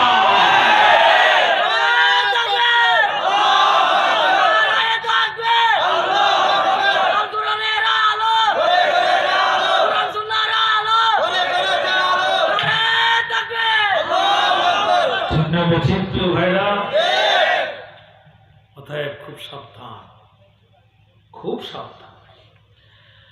আর একজন বলছে আমাদের সে গোলাম কোথায়? এত ভীষণ পরিমাণ বালুর ঝড়, চোখ খুললেই বালু, চোখে কিছুই দেখতে পাই না। পাশ থেকে একজন বলছে খবরদার আর আঘাত করো না, আমি তো নিকট থেকে দেখেছি এই গোলাম সাধারণ গোলাম না। এই গোলাম যখন আকাশের দিকে তাকিয়ে ফরিয়াদ করেছে, মুহূর্তের মধ্যে পরিচ্ছন্ন আকাশ ঘোলাঘাটা অন্ধকার হয়ে গেছে। ভাইরা আমার, ওরা ইউসুফ আলাইহিস সালামের কাছে ক্ষমা প্রার্থনা করলেন। নবী ইউসুফ আলাইহিস সালাম ওদেরকে মাফ করে দিলেন। আকাশের দিকে তাকিয়ে কি যেন ফরিয়াদ করলেন। আল্লাহ পাক অন্ধকার পরিষ্কার আকাশ, অন্ধকার আকাশকে মুহূর্তের মধ্যে পরিষ্কার করে দিল। ইউসুফ আলাইহিস সালামকে নিয়ে মিশরে গেল, বিক্রি করার জন্য বাজারে তুলল। ঘটনাক্রমে মিশরের তৎকালীন খাদ্যমন্ত্রী আজিজ মিসর কেউ বলছেন তিনি সেনাবাহিনীর প্রধান ছিলেন, কেউ বলছেন তিনি মিশরের তৎকালীন খাদ্যমন্ত্রী ছিলেন, কেউ বলছে তার নাম পুতিফার, কেউ বলছে তার নাম কিতফির, কোন কোন বর্ণনা বলছে তার নাম ইকফির। ইউসুফ আলাইহিস সালামকে দেখে তিনি বুঝতে পেরেছিলেন এই গোলাম সাধারণ গোলাম নয়, এজন্য মুখ দিয়ে বলেছিলেন দাম কত, আর হাতটা নবী ইউসুফের হাত ধরলেন। তার মানে তুই যত বলবি তত দিব, কিন্তু এই গোলামকে হাত ছাড়া করব না। রাইসুল মুফাসসিরিন হযরত আব্দুল্লাহ ইবনে মাসউদ রাদিয়াল্লাহু তাআলা আনহু বলেন, तमाम পৃথিবী নবীদের পরে তিনজন মানুষ সবচেয়ে বেশি বুদ্ধিমান, তার মধ্যে এক নাম্বার বিশ্ব নবী সাহাবী, নবীজির বাল্যকালের সাথী হযরত আবু বকর, যিনি তার মৃত্যুর পূর্বে হযরত ওমরকে মুসলমানদের প্রেসিডেন্ট হিসেবে নির্বাচিত করেছিলেন। আমিরুল মুমিনিন খলিফাতুল মুসলিমিন হযরত ওমর মুসলমানদের নেতা হয়ে এক নয় দুই নয় হযরত ওমর অর্ধ পৃথিবী জয় করে কোরআনের পতাকা পথ করে উড়ায় দিয়েছিলেন। দুই নাম্বার, এই পৃথিবীর সবচেয়ে বুদ্ধিমান মানুষের মধ্যে আরেকজন হচ্ছে পুতিফার, যে হযরত ইউসুফ আলাইহিস সালামকে কোরআন করলেন আর বাড়িতে নিয়ে বললেন কি বক্তব্য সেদিন দিয়েছিলেন। আল্লাহর কোরআন বলছে, আমার সাথে তেলাওয়াত করুন, আউযু বিল্লাহি মিনাশ শাইতানির রাজিম, বিসমিল্লাহির রহমানির রহিম, وقال الذي اشتراه من مصر لامرأته أكرمي مثواه عسى أن ينفعنا أو نتخذه ولدا وكذلك مكنا ليوسف في الأرض ولنعلمه من تأويل الأحاديث والله غالب على أمره ولكن أكثر الناس لا يعلمون। মাইকের আওয়াজ কমে গেল নাকি আমার গলার আওয়াজ কমে গেল আমি বুঝলাম না। মাইকের আওয়াজ কমাই দিচ্ছে নাকি? কি অপারেটর আছে নি? জীবনটা শেষ হয়ে গেছে 1 ঘন্টা কথা বলতে। ভাইরা আমার, মন্ত্রী তার স্ত্রীকে ডাক দিয়ে বললেন, বিবি এদিকে আসো, দেখো তোমার জন্য একটা কত চমৎকার গোলাম কিনে নিয়ে এসেছি। আকরিমি মাসাহু, এই গোলামকে সম্মান দাও, উন্নত থাকার ব্যবস্থা করে দাও। পরে পানের বিবি, বিন্দু মাত্র সাধারণ গোলাম এটা মনে করো না, এটা সাধারণ গোলাম নয় রে বিবি, সুতরাং তাকে সম্মান দাও, উন্নত থাকার ব্যবস্থা করে দাও। দাস আর দাসীদেরকে বলে দাও রে বিবি, আমার ইউসুফের পায়ে যেন ঠান্ডা লাগে না, গোটা রাজপ্রাসাদটা কার্পেট দিয়ে ভরপুর করে দাও। আমার ইউসুফের যেন গরম লাগে না, এসি গুলো অন করে দাও। ও বিবি, এটা সাধারণ গোলাম নয়, আশা করা যায় আইয়ান ফাআনা, সে আমাদের অনেক উপকার করবে। অথবা তোমার আমার দীর্ঘ দাম্পত্য জীবনে কোন সন্তান তো আল্লাহ দেয় নাই, আমি মিশরের খাদ্যমন্ত্রী আজিজে মিসর, আর তুমি আমার সুন্দরী স্ত্রী জুলেখা। আগামীকাল মিশরের কেন্দ্রীয় প্রেস ক্লাবের সামনে সাংবাদিক সম্মেলন করব। গোটা জাতির প্রিন্ট এবং ইলেকট্রনিক মিডিয়াকে সাক্ষী রেখে ইউসুফকে আনাত্তাখিযাহু ওয়ালাদা, ইউসুফকে আমাদের সন্তান হিসাবে গ্রহণ করব। চিৎকার করে একবার বলা যাবে কি আল্লাহু আকবার। এখন আপনারা বলেন, ভাইরা যদি ইউসুফ আলাইহিস সালামকে কূপের মধ্যে ফেলে না দিত, ইউসুফ আলাইহিস সালাম কি মিশরের রাজপ্রাসাদে পৌঁছাতে পারত? তাহলে মুসলমান হওয়ার কারণে, ইসলামকে অনুসরণ করার কারণে আপনার উপরে যে আঘাত আসে, যে জুলুম আসে, জেল আসে, যে নির্যাতন আসে, আল্লাহর কোরআন হাতে রেখে গভীর রাত্রিতে বলে গেলাম, এটা আপনাকে ধ্বংস করার জন্য আসে নাই, বরং আপনার মর্যাদা উঁচু করার জন্য এটা এসেছে। এটা আপনার অস্তিত্ব নষ্ট করে দেওয়ার জন্য আসে নাই, এ ঝড় আপনাকে প্রতিষ্ঠিত করার জন্য এসেছে। ভাইরা আমার, এবার আল্লাহ রাব্বুল আলামিন বলছেন, ওয়া কাযালিকা মাক্কান্না লিইউসুফা ফিল আরদ। হে নবী, আমি ইউসুফকে জমিনে এইভাবে প্রতিষ্ঠিত করেছিলাম, কাজে আপনি মুহাম্মদ ঘাবড়াবেন না। আপনার উপরে যে নির্যাতন এসেছে, এই নির্যাতন প্রথম নয়। ইতিপূর্বে যারা তাগুতের বুকের পরে দাঁড়িয়ে আমি আল্লাহর একাত্মবাদের স্লোগান দিয়েছে, এমন জীবন্ত মানুষের শরীর থেকে গোশতগুলো টেনে টেনে ছিঁড়ে আলাদা করে ফেলা হয়েছে। আমি আল্লাহর পথে চলার কারণে অসংখ্য নবীকে বনি ইসরাইল কল্লা কেটে দুভাগ করে দিয়েছে।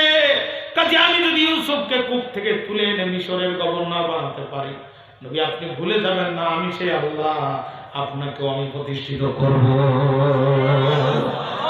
বলেন না আল্লাহু আকবার। তাহলে এবার বুঝে থাকলে বলেন, জমিনে প্রতিষ্ঠিত করার মালিক কে? হাতটা সকলে বাহির করেন, শাহাদাতের আঙ্গুলিটা একটু উঁচু করেন, বন্দুকের নলার মতো করে বলেন, জমিনে প্রতিষ্ঠিত করার মালিক কে? জমিন থেকে তাড়ানোর মালিক কে? আল্লাহ যদি আপনাকে জমিনে প্রতিষ্ঠিত করে, কসম আল্লাহ, পৃথিবীর কোন শক্তি আপনাকে জমিন থেকে তাড়াতে পারবে না। আল্লাহ যদি আপনাকে জমিনের থেকে তাড়ায় দেয়, পৃথিবীর কোন শক্তি আপনাকে জমিনে রাখার ক্ষমতা রাখে না। চিল্লায় বলেন তুমি কি কথা ঠিক কিনা? আল্লাহ রাব্বুল আলামিন বলেন, ওয়ালিনুআল্লিমাহু মিন তাউইলিল হাদিস, তার স্বপ্নের ব্যাখ্যা শিক্ষা দেওয়ার জন্য। এবার আল্লাহ বলেন, আল্লাহু গালিবুন আলা আমরিহি, আল্লাহ তার সিদ্ধান্ত বিজয়কারী। নতুন প্রেসিডেন্ট আমেরিকার জো বাইডেন কি সিদ্ধান্ত নিল, ওটা আল্লাহ তোয়াক্কা করে না। দাদা নরেন্দ্র মোদী যেই সিদ্ধান্ত নেক না কেন, আল্লাহর এটা চিন্তা করার সময় নেই। আল্লাহ কয় ফেরাউনরে পাত্তা দেই না, নমরুদরে পাত্তা দেই না, পৃথিবীর কারোর দিকে তাকাই না। আমি শুধু এতটুকু জানি, আমি আল্লাহ সিদ্ধান্ত নেব যেটা জমিনে প্রতিষ্ঠিত হবে সেটা। সুতরাং কোন দাদা কি চাইলো আর কোন দাদি কি চাইলো না, আমি আল্লাহ এটা তোয়াক্কা করি না। ওয়াল্লাহু গালিবুন আলা আমরিহি, আমি আল্লাহ সিদ্ধান্ত নেব যেটা জমিনে প্রতিষ্ঠিত হবে সেটা। আমি আল্লাহ সিদ্ধান্ত প্রতিষ্ঠিত হবে জমিনে। ফেরাউন তো চেয়েছিল মুসা হবে না, আমি আল্লাহ চেয়েছিলাম মুসাই হবে, ফেরাউনের অস্তিত্ব থাকবে না। ঠিক তাই হয়েছে। এবার আল্লাহর নবী ইউসুফ আলাইহিস সালাম বড় হয়ে গেল, আল্লাহ পাক তার নবুয়ত দান করলেন। আল্লাহ ডাক দিয়ে বলে, ইউসুফ রে, তুমি আমার নবী, তুমি এই সাধারণ একটা রাজপ্রাসাদে একটা কর্মকর্তা হয়ে থাকবে, এটা আমি আল্লাহর সহ্য হয় না। আমি আল্লাহ তাআলা চাই যে তুমি মিশরের রাষ্ট্রপ্রধান হও। ইউসুফ আলাইহিস সালাম কয়, আল্লাহ তুমি আমারে বানায় দাও। আল্লাহ কয়, ইউসুফ রে, আমি বিনা পরীক্ষায় কাউরে বানাই না, কারণ পরীক্ষা ছাড়া কাউরে যদি আসন দেওয়া হয়, সেই আসন সে টিকায় রাখতে পারবে না। এই পৃথিবীতে যত পয়গম্বর কোরআনের আল্লাহর দ্বীনের দাওয়াত দিয়েছে, সমস্ত পয়গম্বর নির্মম নির্যাতনের শিকার হয়েছে। দুইজন পয়গম্বর কেবল নির্যাতনের শিকার হয় নাই, কারাগারে যায় নাই, মার খায় নাই। একজন হচ্ছেন আমাদের আদি পিতা হযরত আদম আলাইহিস সালাম, তাকে আঘাত করার মতো বাবার বেটার জন্ম হয়নি, কারণ তিনি ছিলেন পৃথিবীর প্রথম মানুষ। দুই নাম্বার মার খায় নাই যিনি, দাউদ আলাইহিস সালামের ছেলে হযরত সুলাইমান আলাইহিস সালাম, তিনি বাবা ছিলেন প্রেসিডেন্ট নবী, ছেলেও প্রেসিডেন্ট নবী। দেখবেন চেয়ারম্যানের থেকে চেয়ারম্যানের ছেলের ভাব ভঙ্গি স্টাইল একটু বেশি হয়। সাদা পাঞ্জাবি পরে, কালো চাদর ঝুলায়, ডিসকভার অথবা পালসার 200 সিসি গাড়ি চালায়, 80 গাড়ি চালায়, স্পিড ব্রেকার সামনে দোলন দিয়ে একটা হরেন দেয়, গোটা বাজারের লোকজন তাকে আর বারবার দেয়, চেয়ারম্যানের ছেলে যায়। আপনাদের এলাকার কথা বলতেছেন কিন্তু উদাহরণ দিচ্ছি আর কি। বাপরে বাপ, সবাই টাকা, ওই যে দেখ চেয়ারম্যানের ছেলে যায়, আমাদের আঞ্চলিক ভাষায় কয় বাঁশের চেয়ে কুঞ্চি নাকি বেশি শক্ত হয়। দাউদ আলাইহিস সালাম আল্লাহর নবী রাষ্ট্রপ্রাসাদে বসে আছেন, একটা বুড়ি 2 কেজি আটা নিয়ে হেঁটে যায়, বাতাল বুড়িটির আটা নিয়ে গেল গুড়ায়, বুড়ি চলে গেল দাউদ আলাইহিস সালামের দরজায়। ও আল্লাহর নবী দাউদ, তোমার রাষ্ট্রের বাতাস আমার আটা উড়ায় নিয়ে যায়। দাউদ গো, বিচার চাই, বিচার চাই, বিচার চাই। দাউদ আলাইহিস সালাম ডাক দিয়ে বলে, বুড়িমা টেনশন করার কোনো কারণ নাই। ও খাদ্য বিভাগের কর্মচারী, 1 বস্তা আটা দাও তাড়াতাড়ি, 2 বস্তা আটা দাও তাড়াতাড়ি। বুড়ি কিন্তু মহা খুশি, গ্যাসে কম পাইছে বেশি। ডাক দিয়ে বলে, গ্যাসে কম পাইছে বেশি, আমি বুড়ি মহা খুশি। এবার যখন চলে যায়, দরজায় সুলাইমান আলাইহিস সালাম দাঁড়ায় আছে দরজায়। ডাক দিয়ে বলে, ও বুড়িমা, পয়গম্বর দাউদকে যে বলো বিচার সঠিক হয় নাই। বুড়ি বলে, বাবা 2 কেজির জায়গায় যিনি 2 বস্তা দেয় তার কাছে বিচার হয় নাই, এই কথা কি বলা যায়? আমার কি লজ্জা শরম নাই?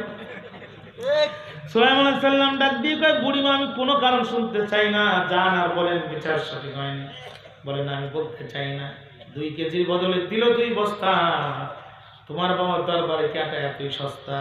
তারপরেও তুমি বলো বিচার সঠিক হয়নি। বুড়ি বলে, বুড়িমা যতক্ষণ যাবেন না আটা নিয়ে বাড়ি যেতে দেব না। বুড়ি চলে গেল, পড়ে গেল বড় বেকায়দায়। এবার যে বলে, ও দাউদ, বিচার সঠিক হয় নাই। দাউদ আলাইহিস সালাম মনে মনে কয়, আমি তোমার এই বস্তা বাড়ায় দেই আর তুমি ফিরে আসো তাড়াতাড়ি। হায় রে কি বুড়ি, তুমি ফিরে আসো তাড়াতাড়ি।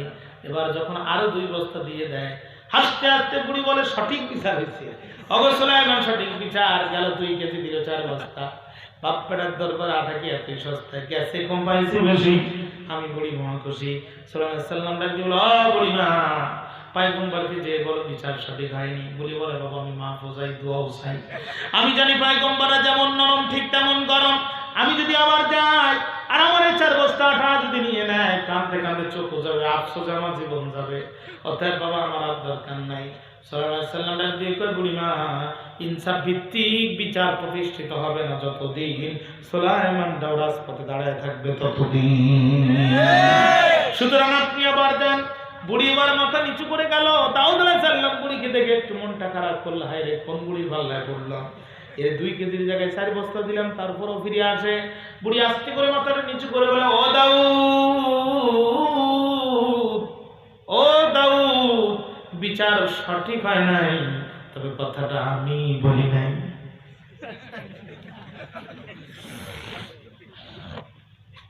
আপনারা বুঝছেন নাই মনে হয়? বুঝছেন কি? বিচার সঠিক হয় নাই, তবে কথাটা আমি বলি নাই। ওই যে দরজার মাঝখানে দাঁড়িয়ে আছেন যিনি, বারবার তোমার কাছে পাঠায় দেন তিনি। দাউদ আলাইহিস সালাম বুঝতে পারলেন এই কাজ তো আমার সুলাইমানের কাজ। বাবা সুলাইমান কোথায়? আব্বা সেই জায়গা মতো বুঝবে, ভুলে যাবেন না, মনে করবেন না সুলাইমানরা হারিয়ে গেছে। সুলাইমানরা কিন্তু জায়গা মতো আছে। কি বলতে চাও বলো? বলছে আব্বা ওই যে বাইতুল মালের সম্পদ আসতেছে জাহাজে, বেশি দিন জাহাজে থাকার কারণে ছোট ছোট কিছু ছিদ্র দেখা দিয়েছে, পানি আসতেছে সেখান থেকে। আল্লাহ বুড়ির বাতাস অর্ডার দিয়া আটাগুলো নিয়ে ছোট্ট ছোট্ট চিত্রগুলো আল্লাহ আটকায় দিয়েছে, যাতে করে নৌকাটা ডুবে না যায়, বাইতুল মালের সম্পদ নষ্ট না হয়। ও বাবা, লক্ষ কোটি টাকার সম্পদ রক্ষা হলো যেই 2 কেজি আটায়, মাত্র 2 বস্তায় কি তার ইনসাফ ভিত্তিক বিচার হয়? এই 2 জন পয়গম্বর মার খায় নাই, সকল পয়গম্বর মার খেয়েছে। আল্লাহ সেই কথা বলছি, ইউসুফ রে 1 পরীক্ষা দিয়েছো, কূপ থেকে তুলে এনেছি, এবারে এমন একটা পরীক্ষা নিব, পাপ যদি করতে পারো কারাগার থেকে সরাসরি মন্ত্রী বানায় মন্ত্রণালয়ে পৌঁছায় দেব। আমার সাথে সকলে একটু জবানটা খুলে দিয়ে তেলাওয়াত করেন, আউযু বিল্লাহি মিনাশ শাইতানির রাজিম, বিসমিল্লাহির রাহমানির রহিম। وراودته التي هو في بيتها عن نفسه وغلقت الأبواب وقالت هيت لك قال معاذ الله إنه ربي أحسن مثواي إنه لا يفلح الظالمون.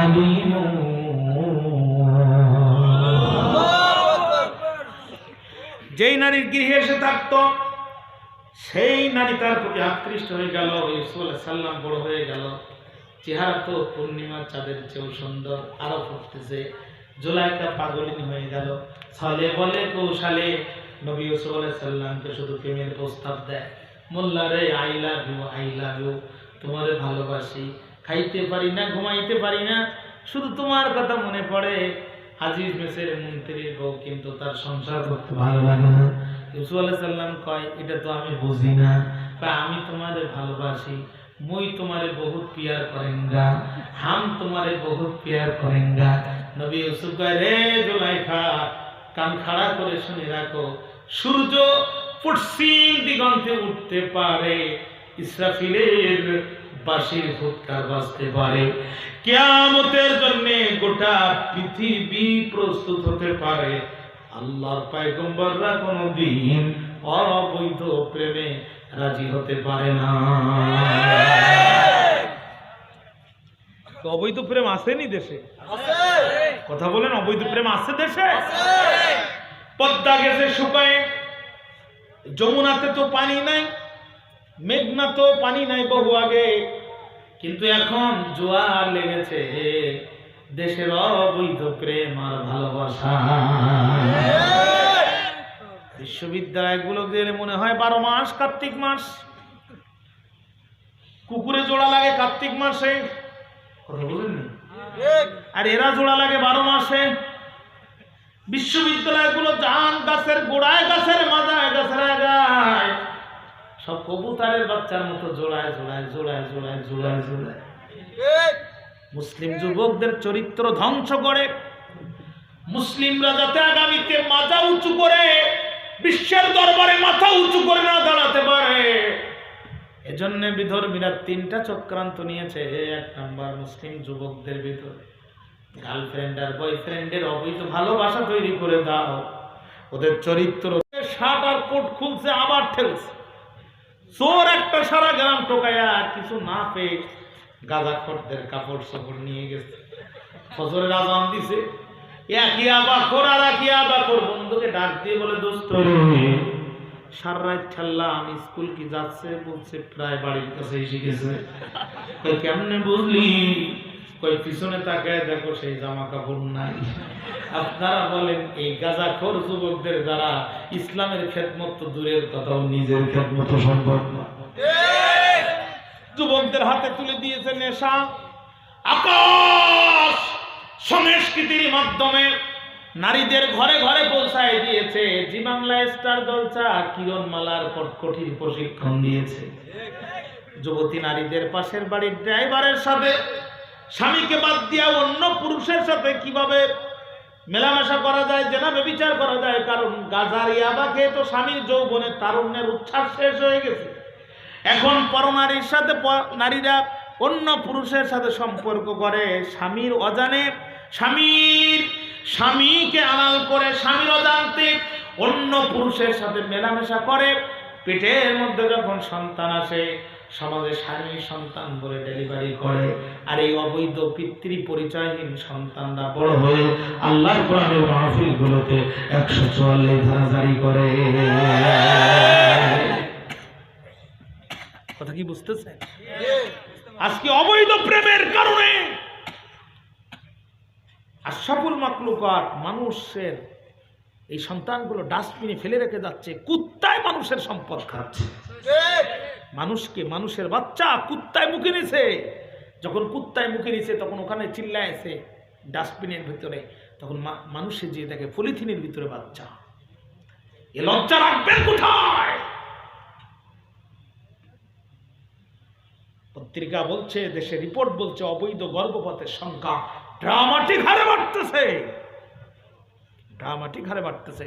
সন্তান জন্ম দিয়া সাততলা ছাদের উপর থেকে ফেলে দিচ্ছে মানুষ, অবৈধ প্রেম আর ভালোবাসার কারণে। এদেশে ক্যান্সার এইডস দিয়ে যত না ক্ষতি হয়েছে, জি বাংলার স্টার জলসা দিয়ে তার চেয়ে বেশি ক্ষতি হয়েছে। ওরা এখন মুসলিম সমাজের ভিতরে অবৈধ সন্তান যাতে বৃদ্ধি করা যায় সেই প্রকল্প হাতে নিয়েছে। কয়টা কথা বলবো আমি? খ্রিস্টানদের close up company, Unilever company Closeup toothpaste Dhaka শহরে 14ই ফেব্রুয়ারি বিশ্ব ভালোবাসা দিবসে 1000 ভ্যান দিয়েছে, চতুর্দিকে ঢাকা। ওই ভ্যানের মধ্যে উঠতে পারবে তারা, বিয়ের আগে প্রেম করবে যারা। এরা মুসলমানদের দাঁতের ময়লা পরিষ্কার করার নাম করে মুসলিম দেশগুলোতে প্রবেশ করে মুসলমানদের সমাজে অবৈধ সন্তান সৃষ্টির প্রকল্প হাতে নিয়েছে। আমার কথা বোঝা যায়? পরিষ্কার কথা। ও যুবক, কিসের এত ভালোবাসা তোমার? তোমার যত ভালোবাসা সব বিয়ের পরে, ঠিক না? রাসূলুল্লাহ বিয়ের পরে আম্মা এসে ঘুমাচ্ছে, আল্লাহ নবীকে উঠো, এত কিসের ঘুম তোমার, উঠো, সারা রাত ঘুমাতো, উঠো। উঠছে, কি হয়েছে আর রাসূল? ওই যে দেখো একটা চাঁদ, কয়টা তারা? কয় হ্যাঁ এত তারা, এত তারা। চলো দৌড়াতে হবে। গভীর রাত্রিতে আল্লাহ রসুল তার স্ত্রীকে নিয়ে দৌড়াচ্ছে। আল্লাহ রসুল একটুখানি ঢিল দিলেন, আম্মা এসা আগে উঠে গেল, ফার্স্ট হয়ে গেল, খুব খুশি। বিশ্বনবী আরেকদিন ডাকছে, আয়সা চলো আজও দৌড় দিই, দিছে দৌড়। আল্লাহ রসুল ফার্স্ট হয়েছে, হাতটা ধরে ঝাঁকি দিয়ে আয়সা, অসংখ্য জান্নাতি যুবকের শক্তি আল্লাহ তাআলা আমার শরীরের মধ্যে দিয়েছে। আগের দিন তুমি যে আমি যে পরাজয় বরণ করছিলাম, তুমি যে ফার্স্ট হয়েছিলে, এর কারণ হচ্ছে আমি ইচ্ছা করে তোমাকে খুশি করার জন্য প্রথম করে দিয়েছি। প্রেম করবা বউয়ের সাথে, তোমার গাছতলায় এত কিসের প্রেম?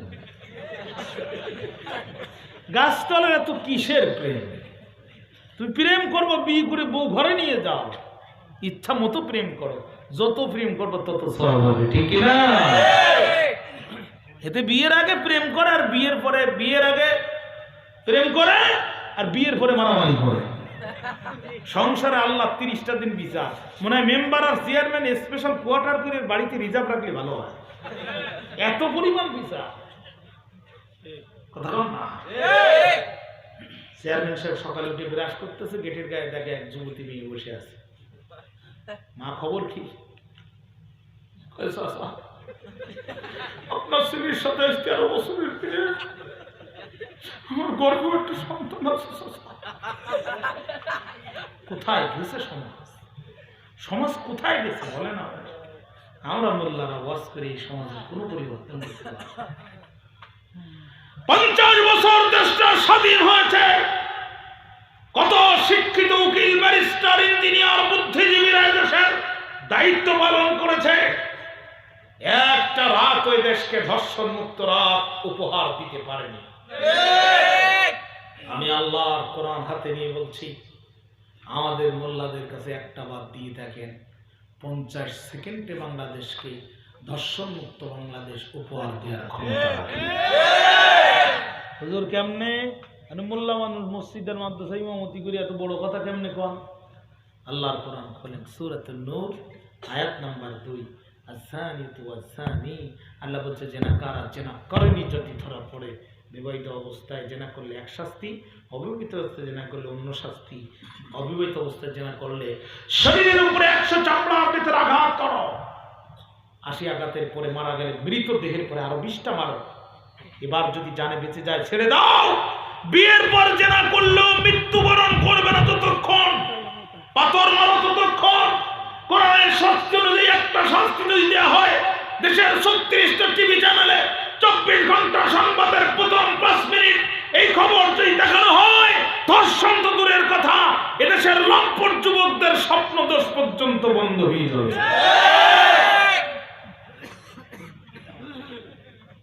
কলিকাতা হার বলে ট্যাবলেট আর কেনা লাগবে না।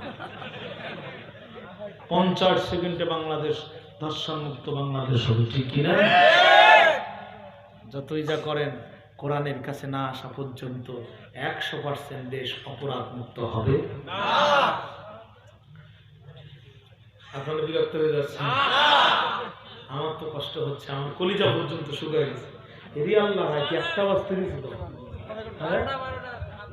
রাত 1টা বাজতে গেছে। আমার ঘড়িতে 1 ঘন্টা বেশি নেই, হাসানি।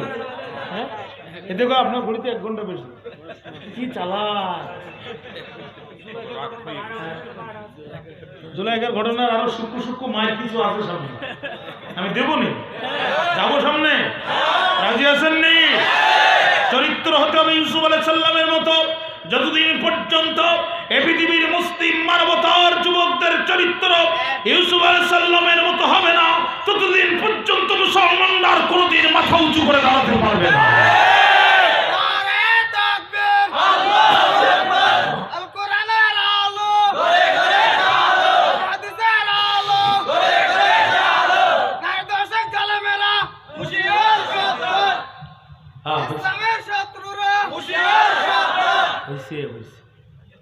তোমার স্পিরিট আছে, এটা বোঝা গেছে। আসেন ভাইরা আমার, ইউসুফ আলাইহিস সালাম বললেন, I am prophet of Allah, আমি আল্লাহর নবী, তোমার অবৈধ প্রেম আর ভালোবাসায় আমি রাজি হতে পারবো না। কিন্তু জুলেখা তো আমার দেশের যুবকদের মধ্যে আছে, বান্দা বান্দি। রাত 12টা থেকে সকাল 6টা 01711 গ্রামীণ টু গ্রামীণ 60 পয়সা মিনিট, সকাল 6টা থেকে 01811 এয়ারটেল 30 পয়সা মিনিট, দুপুর 12টা থেকে সন্ধ্যা 6টা 0161 23 পয়সা মিনিট। পিক আওয়ারও রিং করে, অফ পিক আওয়ারও রিং করে, বারবার প্রয়োজনে অপ্রয়োজনে শুধু ইউসুফ আলাইহিস সালামকে ডাকে।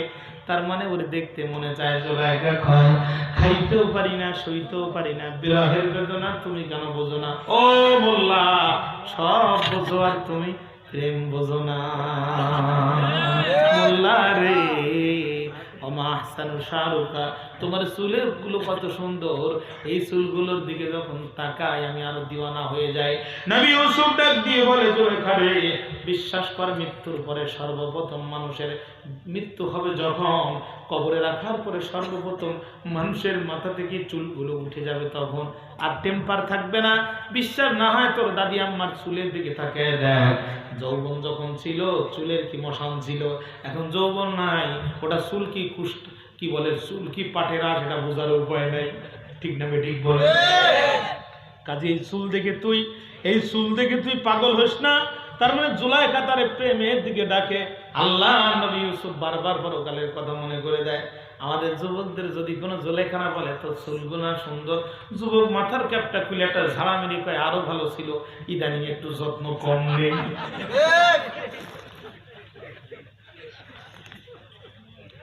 জুলেখা বলে, ওমা আহসানু আইনুকা, আরে ইউসুফ তোর চোখগুলো দেখলে পাগল হয়ে যায়, এই যে কাজল না হরিণী চোখ রে ইউসুফ রে, আমার আর সহ্য হয় না। নবী ইউসুফকে জুলেখা অতীব গভীর হয় রজনী যখন, আমি ইউসুফ নীরবে আমার প্রভুর নাম জপি তখন, রাত্র গভীর হয়ে গেলে পৃথিবীর সবাই ঘুমায় যায়, আর ইউসুফের মাথাটা যায় নামাজে লেগে যায়, আর এই চোখ দিয়ে আমার রবের ভয়ে অনবরত পানি আসতে থাকে। কাজে এই চোখ দেখে পাগল হোস না ভাইরা আমার।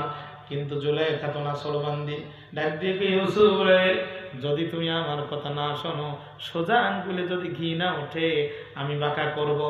অকল্লা কতিলে আবহাওয়া, বাবুন শব্দের অর্থ দরজা, আবুন বহু বচন মানে দরজা সমূহ। কয়টি দরজা ছিল? তাফসিরে খাজেন বলছে দরজা ছিল 7টা, কোন কোন তাফসির বলছে দরজা ছিল 10টা। জুলেখা সব দরজাগুলো তালা মেরে দিল, 10টা অথবা 7টা দরজায় তালা, শুধু জুলেখার মুখের কাপড় খোলা, দুটো হাত বাড়ায় দেয়। জুলেখা কয়, মনে বড় জ্বালা রে পাঞ্জাবিওয়ালা, আরে ইউসুফ আজকে কোথায় যাবা? 7টি দরজায় লাগাইছি তালা, শুধু আমার দরজা খোলা। আজও তাকায় দেখেন সব দরজায় তালা, সব দরজায় তালা, শুধু জুলেখার দরজা খোলা। হ্যাঁ, কোন জায়গায় দরজা খোলা নেই, সব জায়গায় তালা, শুধু জুলেখার দরজায় খোলা। ডাক দিয়ে বলে, ইউসুফ রে, 7টা দরজায় লাগাইছি তালা, শুধু আমার দরজা খোলা, মনে বড় জ্বালা রে পাঞ্জাবিওয়ালা, আজকে জোর করে আমি প্রেম আদায় করবো। নবী ইউসুফ বলে, জুলেখা